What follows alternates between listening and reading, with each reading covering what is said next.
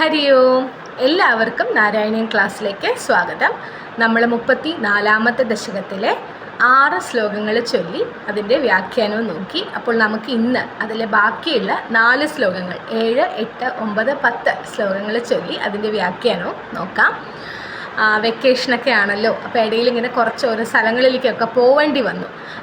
അതുകൊണ്ടാണ് വീഡിയോ വൈകിയത്. ഞാൻ കഴിയുന്നതും വേഗം ഇടണമെന്ന് വിചാരിച്ചതായിരുന്നു, പക്ഷേ ഇങ്ങനെ കുറച്ച് തിരക്കുകളിൽ പെട്ടു. ഹസ്ബൻഡിന് ലീവുള്ള സമയത്തല്ലേ നമുക്ക് പോകാനൊക്കെ പറ്റുള്ളൂ. പിന്നെ നമ്മുടെ ഓൺലൈൻ ക്ലാസ് നമ്മൾ സ്റ്റാർട്ട് ചെയ്തിട്ടുണ്ട്. ഞാൻ അന്ന് കഴിഞ്ഞ വീഡിയോ ഇട്ടപ്പോൾ ഞാൻ പറഞ്ഞിരുന്നു, കുറച്ച് പേരൊക്കെ എനിക്ക് വാട്സപ്പിൽ മെസ്സേജ് അയച്ചു. അപ്പോൾ അങ്ങനെ കുറച്ച് പേരെ വെച്ച് ഇന്നലെ ആദ്യമായിട്ട് ക്ലാസ് തുടങ്ങിയിട്ടുണ്ട്. അപ്പോൾ അതും ഗുരുവായൂരപ്പൻ്റെ അനുഗ്രഹം. എല്ലാം നന്നായി നടത്തിക്കൊണ്ടുപോകാൻ ഭഗവാൻ എല്ലാവരെയും അനുഗ്രഹിക്കട്ടെ. അപ്പോൾ നമുക്ക് ഇന്ന് 34ാമത്തെ ദശകത്തിലെ ബാക്കി ശ്ലോകങ്ങൾ ചൊല്ലി അതിൻ്റെ വ്യാഖ്യാനം നോക്കാം. അപ്പോൾ ചൊല്ലി തുടങ്ങാണ്. ഓം നമോ ഭഗവതേ വാസുദേവായ. ഓം ശ്രീകൃഷ്ണ പരമാത്മനേ നമഃ. ഓം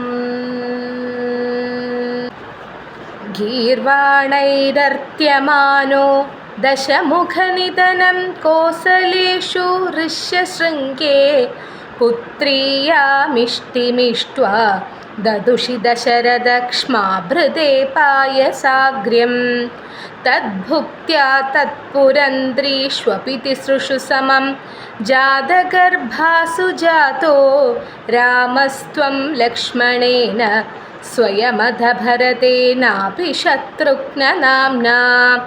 സർവത്ര ഗോവിന്ദനാമ സങ്കീർത്തനം. ഗോവിന്ദ ഗോവിന്ദ.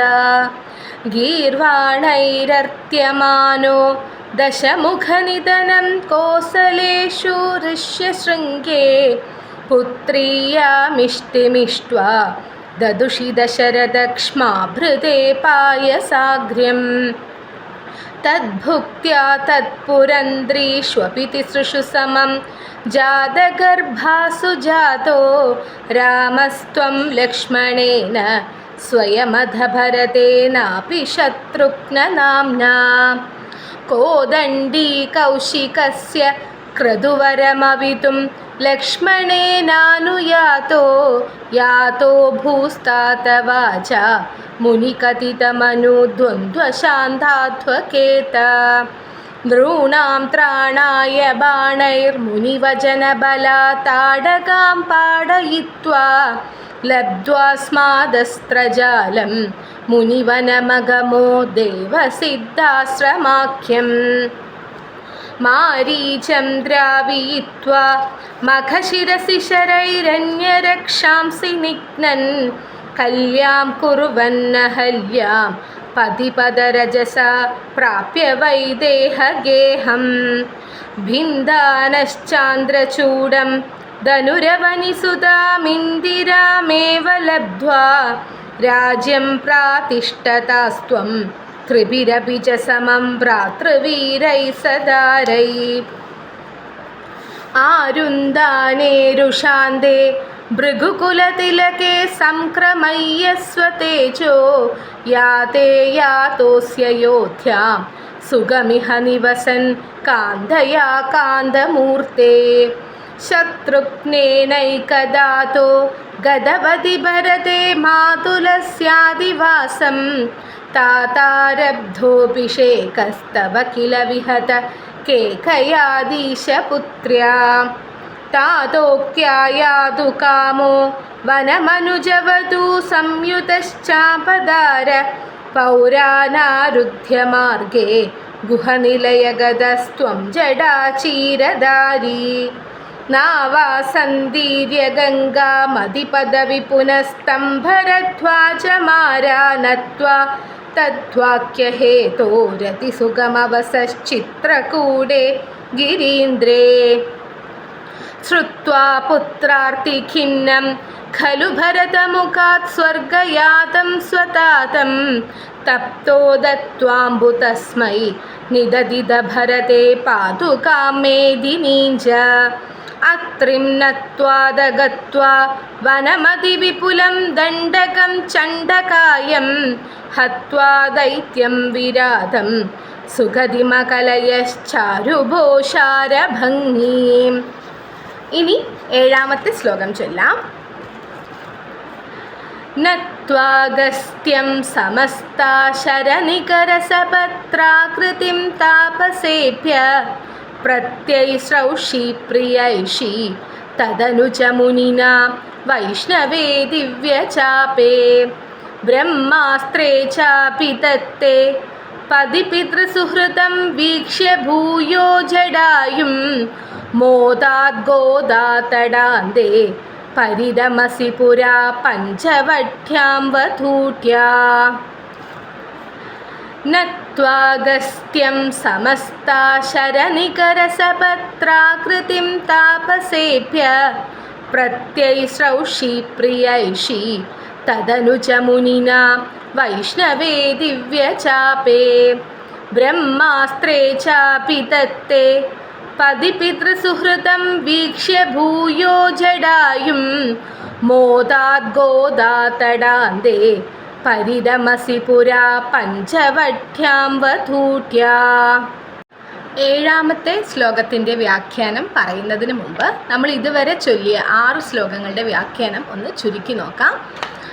രാവണൻ്റെ ഉപദ്രവം സഹിക്കവയ്യാതെ ദേവന്മാരും ബ്രഹ്മാവും ചേർന്ന് വിഷ്ണുവിനെ ശരണം പ്രാപിക്കുകയാണ്. അപ്പോൾ താൻ തന്നെ ഭൂമിയിൽ വന്ന് അവതരിച്ചു കൊള്ളാം എന്ന് വിഷ്ണു അവർക്ക് ഉറപ്പു നൽകുന്നു. ഇവിടെ കോസല രാജ്യത്ത് ഋഷ്യശൃംഗൻ പുത്രകാമേഷ്ടി യാഗം നടത്തി പ്രസാദമായ പായസം ദശരഥ മഹാരാജാവിനെ ഏൽപ്പിക്കുന്നു. ദശരഥ മഹാരാജാവ് അത് തൻ്റെ പത്നിമാർക്ക് വീതിച്ച് നൽകി. അങ്ങനെ 3 പേരും ഒരേ സമയം ഗർഭവതികളാവുകയും യഥാക്രമം രാമൻ, ലക്ഷ്മണൻ, ഭരതൻ, ശത്രുഘ്നൻ എന്നീ പുത്രന്മാർ അവിടെ ജനിക്കുകയും ഉണ്ടായി. പിന്നീട് ലക്ഷ്മണനോടൊപ്പം വില്ല് ധരിച്ചവനായി വിശ്വാമിത്ര മഹർഷിയോടൊപ്പം അദ്ദേഹത്തിൻ്റെ യാഗം രക്ഷിക്കാനായി പോകുന്നു. അങ്ങനെ വഴിമധ്യേ സജ്ജനങ്ങളുടെ നന്മയ്ക്കായി താടകയെ അവർ നിഗ്രഹിക്കുന്നു. താടകയെ നിഗ്രഹിച്ച് അസ്ത്രസമൂഹം വരമായി നേടിയ രാമലക്ഷ്മണന്മാർ വിശ്വാമിത്ര മഹർഷിയോടൊപ്പം സിദ്ധാശ്രമത്തിലേക്ക് ചെല്ലുകയാണ്. അവിടെ അദ്ദേഹത്തിൻ്റെ യാഗം നടക്കുമ്പോൾ തടയാനായി വരുന്ന അസുരന്മാരെ നിഗ്രഹിക്കുകയും മാരീചനെ ഓടിച്ചു വിടുകയും ചെയ്തു. അങ്ങനെ യാഗം ഭംഗിയായി അവസാനിച്ചതിന് ശേഷം ജനക മഹാരാജ്യത്തേക്ക് അവർ പോവുകയാണ്. വഴിമധ്യേ അഹല്യയ്ക്ക് ശാപമോക്ഷം നൽകുന്നു. ജനക മഹാരാജ്യത്തെത്തി ത്രയംബകം എന്ന വില്ലൊടിച്ച് സാക്ഷാൽ ലക്ഷ്മി ദേവി തന്നെയായ സീതയെ പാണിഗ്രഹണം ചെയ്യുന്നു. അങ്ങനെ അനിയന്മാരും അവരുടെ ഭാര്യമാരും അവരൊക്കെ അവിടെ നിന്നും വിവാഹം ചെയ്യുകയാണ്. അവരുടെ ഭാര്യമാരും ഒക്കെ ചേർന്ന് അവിടെ നിന്നും തിരിച്ച് അയോധ്യയിലേക്ക് മടങ്ങുന്നു. പരമശിവൻ്റെ ശിഷ്യനായ പരശുരാമൻ തൻ്റെ ഗുരുവിൻ്റെ വില്ലൊടിച്ചതിലെ കോപം മൂലം ഇവരെ വഴി തടയുന്നു. അങ്ങനെ വഴി തടഞ്ഞ് ശ്രീരാമനോടും പരാജയപ്പെട്ടപ്പോൾ തൻ്റെ വൈഷ്ണവ തേജസ് ശ്രീരാമനിൽ സംക്രമിപ്പിച്ച് തപസ്സിന് പോയി. അങ്ങനെ തിരിച്ചവർ അയോധ്യയിലേക്ക് മടങ്ങിയെത്തി ഭാര്യയോടൊപ്പം ശ്രീരാമസ്വാമി സുഖമായി അവിടെ വസിക്കുന്നു. ഭരതനും ശത്രുഘ്നനും അവരുടെ അമ്മാവൻ്റെ കേകയ രാജ്യത്തേക്ക് പോവുകയാണ്. ആ സമയത്ത് ദശരഥ മഹാരാജാവ് ഇവിടെ ശ്രീരാമസ്വാമിയുടെ പട്ടാഭിഷേകം തീരുമാനിക്കുന്നു.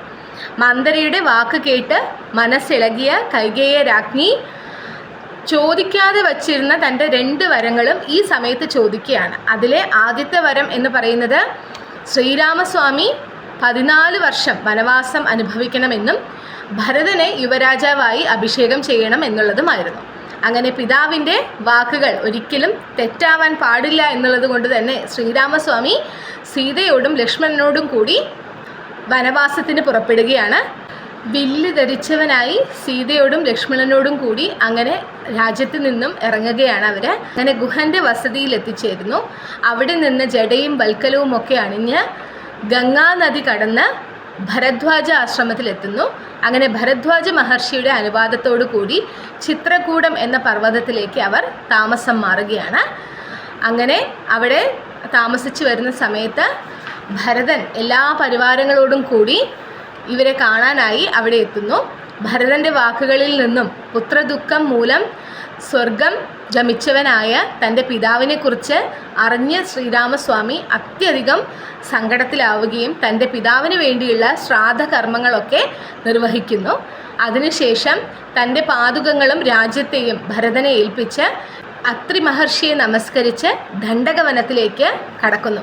കാരണം അല്ലാത്ത പക്ഷം ഭരതനും തൻ്റെ രാജ്യത്തുള്ള പരിവാരങ്ങളുമൊക്കെ ഇടയ്ക്കിടെ വന്ന് തങ്ങളെ സന്ദർശിക്കുവാൻ സാധ്യതയുണ്ട് എന്നുള്ളത് കൊണ്ട് തന്നെ വനവാസം പൂർത്തിയാവണമെങ്കിൽ തീർച്ചയായിട്ടും ഘോരവനത്തിലേക്ക് കടക്കണം എന്ന് നിർബന്ധിതനായി ശ്രീരാമസ്വാമിയും സീതയും ലക്ഷ്മണനും ഒക്കെ ചേർന്ന് ദണ്ഡകവനത്തിലേക്ക് കടക്കുകയാണ്.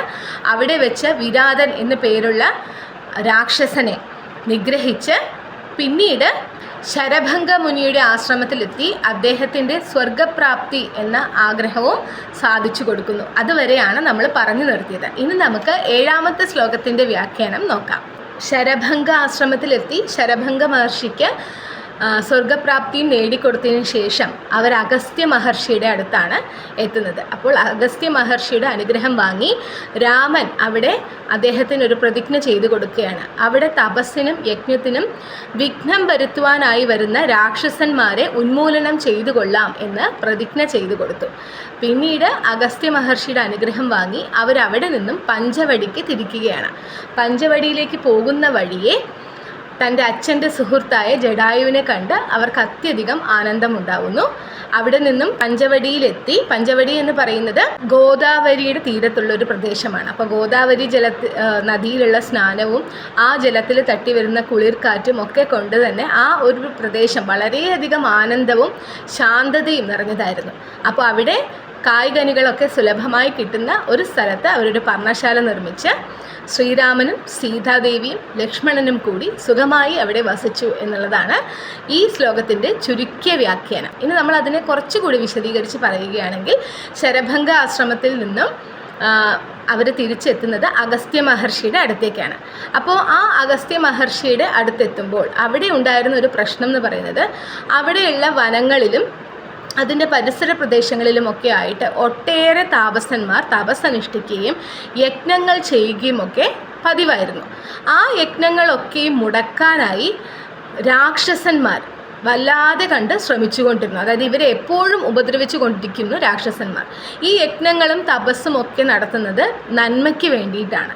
അപ്പോൾ തിന്മയ്ക്ക് വേണ്ടി നിലകൊള്ളുന്ന രാക്ഷസന്മാർക്ക് അതൊരിക്കലും ഉൾക്കൊള്ളാനാവുന്ന ഒരു കാര്യമല്ല. അതുകൊണ്ട് തന്നെ അവർ തുടർച്ചയായി അതിനെ മുടക്കാൻ ശ്രമിച്ചുകൊണ്ടിരിക്കും.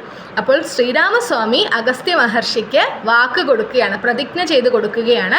ഇങ്ങനെ വരുന്ന തൻ്റെ യജ്ഞവും തപസ്സും ഒക്കെ മുടക്കാൻ വരുന്ന രാക്ഷസന്മാരെ ഉന്മൂലനം ചെയ്തു കൊള്ളാം എന്ന് പ്രതിജ്ഞ ചെയ്ത് കൊടുക്കുകയാണ്. ആ പ്രതിജ്ഞ ശ്രീരാമസ്വാമി കാത്തുരക്ഷിക്കുകയും ചെയ്യുന്നു. അപ്പോൾ അങ്ങനെ അഗസ്ത്യ മഹർഷി ശ്രീരാമസ്വാമിക്ക് വൈഷ്ണവ ചാപവും ബ്രഹ്മാസ്ത്രവും നൽകി അനുഗ്രഹിക്കുന്നു.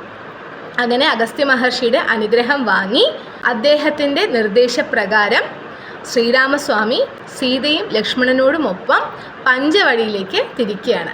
പഞ്ചവടിയിലേക്ക് തിരിക്കുമ്പോൾ വഴിമധ്യേ ശ്രീരാമസ്വാമിയുടെ അച്ഛൻ്റെ സുഹൃത്തായ ജടായുവിനെ കാണുന്നു. അപ്പോൾ ജടായുവിനെ കണ്ട് അത്യധികം ആനന്ദം തോന്നി ഇവർക്ക് 3 പേർക്കും. അങ്ങനെ അവരവിടെ നിന്നും പഞ്ചവടിയിലേക്ക് എത്തുന്നു.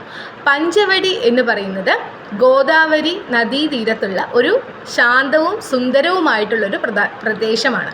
അപ്പോൾ ഈ ഗോദാവരി ജലത്തിലുള്ള സ്നാനവും ആ ജലത്തിൽ നിന്നും തട്ടി വരുന്ന കുളിർക്കാറ്റ് കൊണ്ട് വളരെയധികം ശീതളമായതായിട്ടുള്ള ആ പ്രദേശത്ത് കായ്കനികളൊക്കെ സുലഭമായി കിട്ടുന്ന ഒരു സ്ഥലത്ത് ശ്രീരാമസ്വാമിയുടെ നിർദ്ദേശപ്രകാരം ലക്ഷ്മണൻ ഒരു പർണശാല നിർമ്മിച്ചു.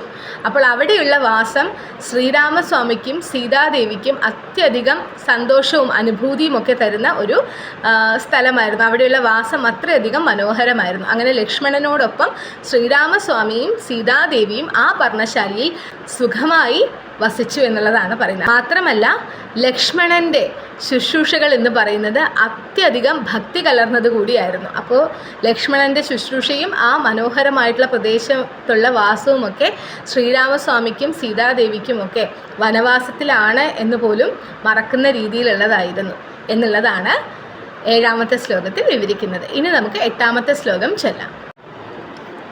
പ്രാപ്തായ ശൂർപനഖ്യ മദനജലധൃതേരർത്തനൈർനിസ്സഹാത്മാ താം സൗമിത്രൗ വിസൃജ്യ പ്രബലതമരുഷാ തേന നിർലൂനനാസാം ദൃഷ്ട്വൈനാം ഹൃഷ്ടചിത്തം ഘരമപി പതിതം ദൂഷണം ച ത്രിമൂർധം വ്യാഹിംസീരാശരാനപ്യയുധസമതികാം തക്ഷണാദക്ഷതോഷ്മാം പ്രാപ്തായ ശൂർപനഖ്യ മദനജലധൃതേരർത്തനൈർനിസ്സഹാത്മാ താം സൗമിത്രൗ വിസൃജ്യ പ്രബലതമരുഷാ തേന നിർലൂനനാസാം ദൃഷ്ട്വൈനാം ഹൃഷ്ടചിത്തം ഘരമപി പതിതം ദൂഷണം ച ത്രിമൂർധം വ്യാഹിംസീരാശരാനപ്യയുധസമതികാം തക്ഷണാദക്ഷതോഷ്മാം. രാവണ നിഗ്രഹമാണല്ലോ രാമാവതാരത്തിൻ്റെ ലക്ഷ്യം തന്നെ. അപ്പോൾ അതിലേക്ക് നയിക്കുന്ന എന്തെങ്കിലും ഒരു കാരണം ഉണ്ടായേ തീരൂ. അപ്പോൾ പഞ്ചവടിയിൽ അങ്ങനെ സുഖമായിട്ട് താമസിക്കുന്ന സമയത്ത് ആ യുദ്ധത്തിലേക്ക് നയിക്കുന്നൊരു നിമിത്തം അവിടെ ഉണ്ടാവുകയാണ്. അതാണ് ശൂർപ്പണഖയുടെ വരവ്. നമുക്കറിയാം ശൂർപ്പണഖ രാവണൻ്റെ സഹോദരിയാണ്. അപ്പോൾ ആ ശൂർപ്പണഖയുടെ വരവ് ശ്രീരാമസ്വാമിയെ കണ്ടപ്പോൾ അത്യധികം കാമാതുരയായി രാമനെ പ്രാപിക്കാനായി രാമൻ്റെ അടുത്തേക്ക് ചെല്ലുകയാണ്. ഏകപത്നി വ്രതനായി കഴിയുന്ന ശ്രീരാമസ്വാമി അവളെ ലക്ഷ്മണൻ്റെ അടുത്തേക്ക് പറഞ്ഞയച്ചു. ലക്ഷ്മണൻ തിരിച്ച് രാമൻ്റെ അടുത്തേക്കും പറഞ്ഞയച്ചു. അങ്ങനെ അങ്ങോട്ടും ഇങ്ങോട്ടും കുറേ നടന്നു കഴിഞ്ഞപ്പോൾ അവൾ അപമാനിതയായി. ആ ദേഷ്യത്തിന് സീതാദേവിയെ കടന്ന് ആക്രമിക്കാൻ അവൾ തുനിഞ്ഞു. ശൂർപ്പണഖ തുനിഞ്ഞു. ആ ദേഷ്യത്തിൽ ലക്ഷ്മണൻ അവളുടെ കുജനാസികകൾ മുറിച്ച് അവളെ വികൃതയാക്കി തീർത്തു. അതിൻ്റെ ദേഷ്യത്തിൽ അവൾ ചെന്ന് ഖരനോടും ദൂഷണനോടും ത്രിശിരസിനോടും ചെന്ന് പരാതി പറഞ്ഞു. അങ്ങനെ അവർ മൂവരും ചേർന്ന് 10,000-ഓളം വരുന്ന സൈന്യത്തോടു കൂടി ഇവരെ ആക്രമിക്കാനായിട്ട് വരികയാണ്. ശ്രീരാമസ്വാമി സീതാദേവിയെ ലക്ഷ്മണ സന്നിധിയിലാക്കി ഈ 10,000-ഓളം വരുന്ന സൈന്യത്തെ നിഷ്പ്രയാസം തനിച്ചൊരാളായി നിന്ന് വധിച്ച് അവിടെ വിജയം കൈവരിക്കുകയാണ്. ഈ 10,000-ഓളം വരുന്ന സൈന്യത്തെയും കൊന്നൊടുക്കി ഒറ്റയ്ക്ക് നിന്ന് ശ്രീരാമസ്വാമി. അതാണ് 8ാമത്തെ ശ്ലോകത്തിൽ വിവരിച്ചിരിക്കുന്നത്. അപ്പോൾ 8ാമത്തെ ശ്ലോകത്തിൽ പറയുന്നത് ശൂർപ്പണഖയുടെ വരവാണ്. അത്യധികം കാമാതുരയായി ശ്രീരാമസ്വാമിയുടെ അടുക്കലേക്ക് വരികയാണ്. പക്ഷെ ശ്രീരാമസ്വാമി ഏകപത്നി വ്രതനാണ്. ഇവളുടെ മോഹനമായിട്ടുള്ള വാക്കുകളൊന്നും, ഒരു അസുര സ്ത്രീയാണ് കേട്ടോ ഈ ശൂർപ്പണഖ. പക്ഷേ വളരെ ശരീരഭംഗിയോട് കൂടിയിട്ടുള്ളൊരു സ്ത്രീ രൂപം എടുത്തുകൊണ്ടാണ് ശ്രീരാമസ്വാമിയുടെ അടുത്തേക്ക് അവൾ ചെല്ലുന്നത്. പക്ഷേ ശ്രീരാമസ്വാമി അവളെ ലക്ഷ്മണൻ്റെ അടുത്തേക്ക് പറഞ്ഞയച്ചു. ലക്ഷ്മണനാണെങ്കിലോ തിരിച്ച് ശ്രീരാമസ്വാമിയുടെ അടുത്തേക്കും പറഞ്ഞയച്ചു. അങ്ങനെ അവസാനം അങ്ങനെ അങ്ങോട്ടും ഇങ്ങോട്ടും നടന്നപ്പോൾ അവൾ തീർത്തും അപമാനിതയായി തീർന്നു. അപ്പോൾ ആ ദേഷ്യത്തിൽ അവൾ സീതാദേവിയാണ് ആക്രമിക്കാൻ ചെന്നത്. അങ്ങനെ ആക്രമിക്കാൻ ചെന്നപ്പോൾ ലക്ഷ്മണൻ അവളുടെ കുജനാസികകൾ മുറിച്ചു കളഞ്ഞു. ഒരു സ്ത്രീ സൗന്ദര്യത്തിൻ്റെ പ്രതീകാത്മകമായിട്ടുള്ള അംഗങ്ങളുടെ ഭംഗം വരുത്തുകയാണ് ലക്ഷ്മണൻ ചെയ്തത്. അതിൻ്റെ ദേഷ്യത്തിൽ അവൾ ചെന്ന് ഖരൻ, ദൂഷണൻ, ത്രിശിരസ് എന്നീ 3 പേരെ വിവരമറിയിക്കുകയാണ്. അപ്പോൾ അവർ 3 പേരും 10,000-ഓളം വരുന്ന സൈന്യത്തോടു കൂടി ഇവരെ ആക്രമിക്കാനായി വന്നു. അങ്ങനെ വന്ന സമയത്ത് സീതാദേവിയെ ലക്ഷ്മണ സന്നിധിയിലാക്കി ശ്രീരാമസ്വാമി ഒറ്റയ്ക്ക് നിന്ന് ഈ അസുരന്മാരെ ഒക്കെയും കൊന്നൊടുക്കി എന്നുള്ളതാണ് 8ാമത്തെ ശ്ലോകത്തിൽ വിവരിക്കുന്നത്. ഇനി നമുക്ക് 9ാമത്തെ ശ്ലോകം ചൊല്ലാം. സോധര്യാ പ്രോക്തവാർത്ത വിവശദശമുഖാദിഷ്ടമാരീചമായാ സാരംഗം സാരസാക്ഷ്യ സ്പൃഹിതമനുഗത പ്രാവതീർഭാണകാദം തന്മായാക്രന്ദനിദ്യാപിതഭവദനുജാം രാവണസ്താമഹർഷീത് തേനാർത്തോപി ത്വമന്ത കിമപി മുദമദാസ്തദ്വതോപായലാഭാത്. സോധര്യാ പ്രോക്തവാർത്ത വിവശദശമുഖാദിഷ്ടമാരീചമായാ സാരംഗം സാരസാക്ഷ്യ സ്പൃഹിതമനുഗത പ്രാവതീർഭാണകാദം തന്മായാക്രന്ദനിദ്യാപിതഭവദനുജാം രാവണസ്താമഹർഷീത് തേനാർത്തോപി ത്വമന്ത കിമപി മുദമദാസ്തദ്വതോപായലാഭാത്. 9ാമത്തെ ശ്ലോകത്തിൽ പറയുന്നത്, അങ്ങനെ ശൂർപ്പണഖ തൻ്റെ ജ്യേഷ്ഠനായ രാവണൻ്റെ അടുത്തെത്തി ലക്ഷ്മണൻ തനിക്കിങ്ങനെ അംഗഭംഗം വരുത്തിയതും ഖരൻ, ദൂഷണൻ, ത്രിശരസും അവരുടെ സൈന്യത്തെയും ഒക്കെ വധിച്ചതും പറഞ്ഞ് മനസ്സിലാക്കി. അപ്പോൾ രാവണന് അത്യധികം ദേഷ്യമുണ്ടായി. അങ്ങനെ മാരീചനെ പറഞ്ഞയക്കുകയാണ്. അപ്പോൾ മാരീചനാണെങ്കിലോ ഒരു മായാമൃഗത്തിൻ്റെ വേഷം ധരിച്ച് ഇവരുടെ പർണശാലയുടെ അടുത്ത് വന്നു. അതായത് ഒരു മാനിൻ്റെ വേഷത്തിലാണ് വരുന്നത് അല്ലേ, ഇതിൽ മായാമൃഗം എന്നേ പറയുന്നുള്ളൂ. അങ്ങനെ അവരുടെ മുമ്പിലെത്തി. അപ്പോൾ സീതാദേവിക്ക് ആ മാനിനെ കണ്ടപ്പോൾ ഒന്ന് വേണമെന്ന് തോന്നി. അങ്ങനെ ശ്രീരാമനോട് ആ മാനിനെ പിടിച്ചു കൊണ്ടുവരാനായിട്ട് ആവശ്യപ്പെടുകയാണ്. അങ്ങനെ ശ്രീരാമസ്വാമി ഈ മാനിൻ്റെ പുറകെ പോവുകയാണ്. മായാമൃഗമാണെന്ന് അറിഞ്ഞുകൊണ്ട് തന്നെയാണ് ശ്രീരാമസ്വാമി പോകുന്നത്. അപ്പോൾ അങ്ങനെ പോയി അമ്പ് ചെയ്ത സമയത്ത് ശ്രീരാമസ്വാമിയുടെ ശബ്ദത്തിൽ, നിലവിളിക്കുന്നത് പോലെയുള്ളൊരു ശബ്ദത്തിൽ നിലവിളിച്ചുകൊണ്ടാണ് ആ അസുരൻ മരിച്ചു വീണത്. അപ്പോൾ സീതാദേവിക്ക് ഇവിടെ നിന്നും ഭയമായി. സീതാദേവിയെ ലക്ഷ്മണനെ ഏൽപ്പിച്ചാണ് ശ്രീരാമസ്വാമി ആ മൃഗത്തെ പിടിക്കാനായി ചെല്ലുന്നത്. അപ്പോൾ ലക്ഷ്മണനോട് സീതാദേവി പറയുകയാണ്, പോയി നോക്കൂ, എന്താണ് എൻ്റെ രാമൻ എന്താ സംഭവിച്ചതെന്ന് പോയി നോക്കൂ എന്ന്. പക്ഷെ ലക്ഷ്മണൻ അറിയാം അത് ശ്രീരാമസ്വാമിക്ക് ഒന്നും സംഭവിക്കില്ല എന്നുള്ളത് ലക്ഷ്മണൻ അറിയാം. പക്ഷേ ഏടത്തിയുടെ വാക്കുകൾ ധിക്കരിക്കാനും സാധിക്കില്ല. അപ്പോൾ ലക്ഷ്മണരേഖ വരച്ചു എന്നൊക്കെ നമ്മൾ കഥകളിൽ കേട്ടിട്ടുണ്ട്. ഇവിടെ അതൊന്നും പറയുന്നില്ല.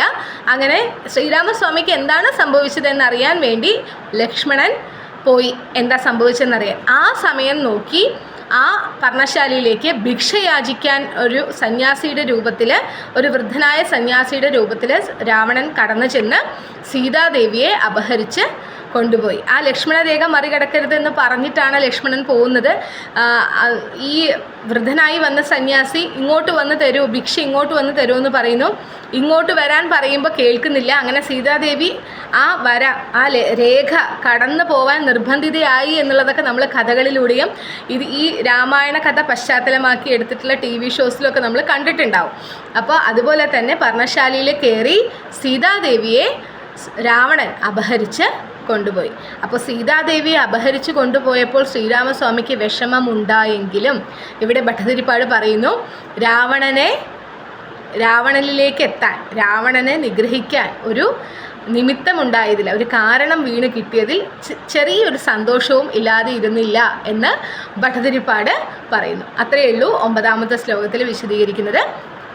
ശൂർപ്പണഖ ചെന്ന് രാവണനോട് ലക്ഷ്മണൻ തൻ്റെ അംഗഭംഗം വരുത്തിയതും ഖരൻ മുതലായ രാക്ഷസന്മാരെയൊക്കെ നിഗ്രഹിച്ചതുമൊക്കെ പറയുന്നു. അതിൽ അത്യധികം വിഷമവും ഒപ്പം ദേഷ്യവും തോന്നിയ രാവണൻ മാരീചനെ പറഞ്ഞയക്കുന്നു. മാരീചൻ ഒരു മായാമൃഗത്തിൻ്റെ രൂപമെടുത്ത് അവിടെ ചെല്ലുന്നു. അങ്ങനെ സീതാദേവിയുടെ ആഗ്രഹത്തിനനുസരിച്ച് ആ മൃഗത്തെ പിടിച്ചുകൊണ്ട് ചെല്ലാനായി ശ്രീരാമസ്വാമി ആ മാരീചൻ്റെ പുറകെ ഓടി. പിന്നീട് അമ്പ് ചെയ്തപ്പോൾ ശ്രീരാമസ്വാമി നിലവിളിക്കുന്ന ശബ്ദത്തിൽ നിലവിളിച്ചുകൊണ്ട് ആ മൃഗം മരിച്ചു വീണു. അപ്പോൾ സീതാദേവിക്ക് ഇവിടെ ഭയമായി, എന്താണ് ശ്രീരാമസ്വാമിക്ക് സംഭവിച്ചതെന്ന്. അങ്ങനെ ലക്ഷ്മണനെ പറഞ്ഞയക്കുകയാണ്. ആ സമയം നോക്കി പർണശാലയിൽ ഭിക്ഷയാചിക്കാൻ എന്ന വ്യാജേന എത്തിയ രാവണൻ സീതയെ അപഹരിച്ചു കൊണ്ടുപോയി എന്ന വാർത്ത കേട്ടപ്പോൾ ശ്രീരാമസ്വാമിക്ക് വിഷമമുണ്ടായെങ്കിലും രാവണനെ വധിക്കാനുള്ളൊരു കാരണം വീണ് കിട്ടിയതിൽ ചെറിയൊരു സന്തോഷം തോന്നാതെയും ഇരുന്നില്ല എന്നുള്ളതാണ് 9ാമത്തെ ശ്ലോകത്തിൽ വിശദീകരിക്കുന്നത്. ഇനി നമുക്ക് 10ാമത്തെ ശ്ലോകം ചൊല്ലാം. ഭൂയസ്തന്വീം വിജിന്വന്വഹൃതദശമുഖസ്ത്വധ്വതു മധ്വദേനേത്യുക്ത്വാ യാത്തെ ജഡായൗ ദിവമതസുഹൃതപ്രാതനോ പ്രേതകാര്യം ഗൃഹ്ണാനം തം ഖബന്ധം ജഥനിദശബരീം പ്രേക്ഷ്യ പമ്പാതടേ ത്വം സംപ്രാപ്തോ വാതസൂനും ദൃശമുദിതമനാ പാഹി വാതാലയേശ. ഭൂയസ്തന്വീം വിജിന്വന്വഹൃതദശമുഖസ്ത്വധ്വതു മധ്വദേനേത്യുക്ത്വാ യാത്തെ ജഡായൗ ദിവമതസുഹൃതപ്രാതനോ പ്രേതകാര്യം ഗൃഹ്ണാനം തം ഖബന്ധം ജഥനിദശബരീം പ്രേക്ഷ്യ പമ്പാതടേ ത്വം സംപ്രാപ്തോ വാതസൂനും ദൃശമുദിതമനാ പാഹി വാതാലയേശ.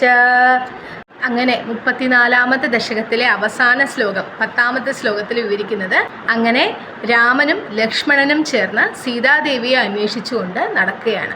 അപ്പോൾ വഴിമധ്യേ ജടായുവിനെ കാണുന്നു. ജടായു ആണെങ്കിൽ ചിറകറ്റ് കിടക്കുകയായിരുന്നു.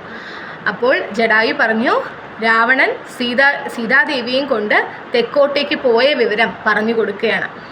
അങ്ങനെ പറഞ്ഞ് ആ വിവരം ഇവർ ധരിപ്പിച്ചതിന് ശേഷം ജടായു മരിക്കുകയാണ്, ദിവംഗതനായി. അപ്പോൾ ജടായുവിൻ്റെ ശേഷക്രിയകളൊക്കെ ഇവർ നിർവഹിക്കുന്നു. അങ്ങനെ നിർവഹിച്ച് അവർ വീണ്ടും മുന്നോട്ട് പോകുന്ന സമയത്ത് കബന്ധൻ എന്നു പേരുള്ള ഒരു ഭീകരനായിട്ടുള്ള രാക്ഷസൻ ഇവരെ ആക്രമിക്കുകയാണ്. ആ രാക്ഷസനെയും രാമൻ നിഗ്രഹിക്കുന്നു.